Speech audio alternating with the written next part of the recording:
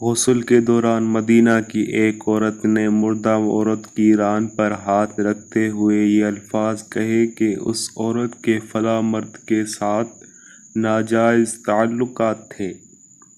بس یہ بات کہنا تھا کہ اللہ تعالیٰ نے اپنی ڈھیل دی ہوئی رسی کھینچ دی۔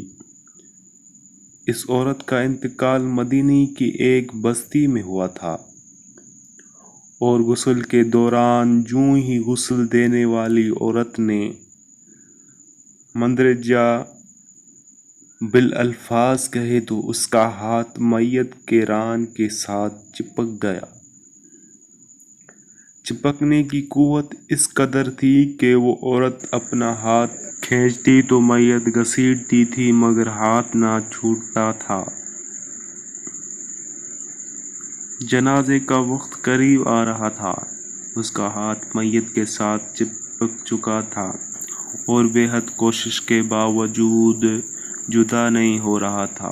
تمام عورتوں نے اس کے ہاتھ کو پکڑ کر کھینچا مروڑا غرض جو ممکن تھا کیا مگر سب بے سود رہا۔ دن گزرا، رات ہوئی، دوسرا دن گزرا، پھر رات ہوئی، سب ویسا ہی تھا۔ میت سے بدبو آنے لگی اور اس کے پاس ٹھہرنا بیٹھنا مشکل ہو گیا۔ مولوی صاحبان، قاری صاحبان اور تمام اسلامی طبقے سے مشاورت کے بعد طے ہوا کہ غسال عورت کا ہاتھ کاٹ کر جدا کیا جائے اور میت کو اس کے ہاتھ سمیت دفنا دیا جائے، مگر اس فیصلے کو غسال عورت اور اس کے خاندان نے یہ کہہ کر رد کر دیا کہ ہم اپنے خاندان کی عورت کو معذور نہیں کر سکتے، لہذا ہمیں یہ فیصلہ قبول نہیں۔ دوسری صورت یہ بتائی گئی کہ میت کے جسم کا وہ حصہ کاٹ دیا جائے اور ہاتھ کو آزاد کر کے میت دفنا دی جائے، مگر بے سود۔ اس بار میت کے خاندان نے اعتراض اٹھایا، ہم اپنی میت کی یہ توہین کرنے سے بہرحال قاصر ہیں۔ اس دور میں امام مالک قاضی تھے۔ بات امام مالک تک پہنچائی گئی کہ اس کیس کا فیصلہ کیا ہے۔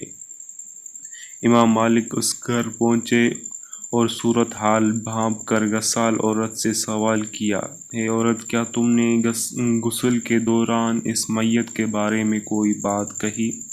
غسال عورت نے سارا قصہ امام مالک کو سنایا اور بتایا کہ اس نے غسل کے دوران باقی عورتوں کو کہا کہ اس عورت کے فلاں مرد کے ساتھ ناجائز تعلقات تھے۔ امام مالک نے سوال کیا، تمہارے پاس اس الزام کو ثابت کرنے کے لیے گواہ موجود ہیں؟ عورت نے جواب دیا کہ اس کے پاس گواہ موجود نہیں۔ امام مالک نے پھر پوچھا، کیا اس عورت نے اپنی زندگی میں تم سے اس بات کا تذکرہ کیا؟ جواب آیا، نہیں۔ امام مالک نے فوری حکم صادر کیا کہ اس غسال عورت نے چونکہ میت پر تہمت لگائی ہے لہذا اس کو حد مقررہ کے مطابق 80 کوڑے لگائے جائیں۔ حکم کی تعمیل کی گئی اور 70 بھی نہیں، 75 بھی نہیں، 79 بھی نہیں، پورے 80 کوڑے مارنے کے بعد اس عورت کا ہاتھ میت سے الگ ہوا۔ آج لوگ تہمت لگاتے وقت ذرا بھی نہیں سوچتے، استغفر اللہ۔ ہم مہربانی کر کے شیئر کریں، ثواب کی نیت سے، فرض سمجھ کر۔